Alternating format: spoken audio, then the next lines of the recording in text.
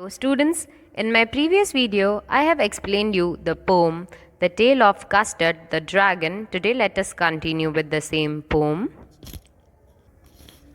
9th stanza.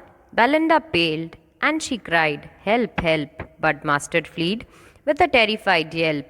Ink trickled down to the bottom of the household, and little mouse blinked strategically mousehold. Paled means turn yellow due to fear. Yelp means a short, sharp cry. When all of them saw the pirate, they got frightened. Belinda was so frightened that she turned yellow due to fear and started crying for help. Mustard, the dog, started crying for help too.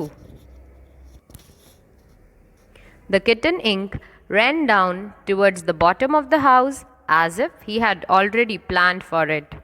The mouse Ink ran into his little mousehole in order to save himself. 10th stanza. But up jumped Custard, snorting like an engine, clashed his tail like irons in a dungeon. With a clatter and a clank and a jangling swim, he went at the pirate like a robin at a worm. Snorting means make a sudden explosive sound through one's nose. Dungeon means underground prison, and jangling swim means sound of hard object falling on each other. And robin is a bird. When all the other characters that were earlier defined as very brave got frightened, the dragon did the most unexpected thing. He jumped onto the pirate and made such a strong sound with his nose as if the engine was producing a sound. Not only this, he hit his tail on the ground with a great force that it produced a heavy sound of metal being rubbed against each other in the underground prison. He attacked the pirate just like a robin bird that attacks the worms. 11th stanza. The pirate gaped at Belinda's dragon and gulped some grog from his pocket flagon. He fired 2 bullets, but they didn't hit, and Custard gobbled him every bit. Gapped means stared with mouth wide open. Gulped means swallow. Gorge means a drink. Gobbled means swallow hurriedly. And flagon means a container made of silver in which drink is stored. The pirate got so shocked by the dragon's reaction that he opened his mouth wide with shock. To gather some strength, he drank some alcohol from a container in his pocket. After gathering some courage, he fired 2 bullets on the dragon but missed it. Custard, the dragon, ate every bit of this fierce looking pirate. Now I will discuss some poetic devices with you. Belinda paled and she cried, "Help, help!" Here there are 3 figures of speech, that is repetition, onomatopoeia, and exclamation. Repetition because the words help is repeated for poetic effect. Onomatopoeia because the word cried suggests sound, and exclamation because an exclamatory form is used for poetic effect. Next line. But Mustard fled with a terrified yelp. Here there are 2 figures of speech, that is onomatopoeia and transferred epithet. Onomatopoeia because the word yelp suggests sound, and transferred epithet because the adjective terrified has been transferred from the dog to its yelp. Next line. Ink trickled down to the bottom of the household. Tautology figure of speech because unnecessary use of words down and bottom which suggests the same meaning. Next line. And little mouse blink strategically mousehold.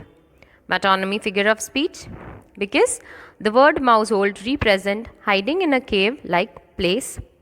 10th stanza. But up jumped Custard snorting like an engine. Here there are 2 figures of speech, that is simile and onomatopoeia. Simile because there is direct comparison between Custard and an engine. The point of comparison is to snort loudly. And onomatopoeia because the word snorting suggests sound. Next line. Clashed his tail like irons in a dungeon. Simile and synecdoche figure of speech.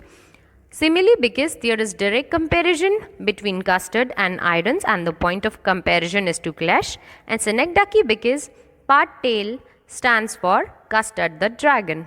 Next line. with a clatter and clank and a jangling squim. Onomatopoeia figure of speech because the word clatter and clank suggest sound. Next line. He went at the pirate like a robin at a worm. Here there are two figure of speech, that is simile and alliteration. Simile because there is direct comparison between custard and a robin and the point of comparison is to chase. There is also a comparison between the pirate and a worm and the point of comparison is being chased. An alliteration figure of speech because the consonant sound W is repeated in the words went and worm. 11th stanza. The pirate gaped at Belinda's dragon and gulped some gorge from his pocket flagon. Here there are two figure of speech, that is alliteration and metonymy. Alliteration because consonant sound G is repeated in the words gaped, gulped and gorge, and metonymy because the word cork represents a alcoholic drink and flagon represents a bottle. Next line. He fired 2 bullets but they didn't hit. Litotes figure of speech because negation is used to convey a positive meaning that the bullets misfired. Next line. And custard gobbled him every bit. Aphorism figure of speech because the death of the pirate is spoken in a pleasant manner by saying gobbled. So I hope students you would have understood the poem and poetic devices till now. Tomorrow I will continue with the same poem. Thank you.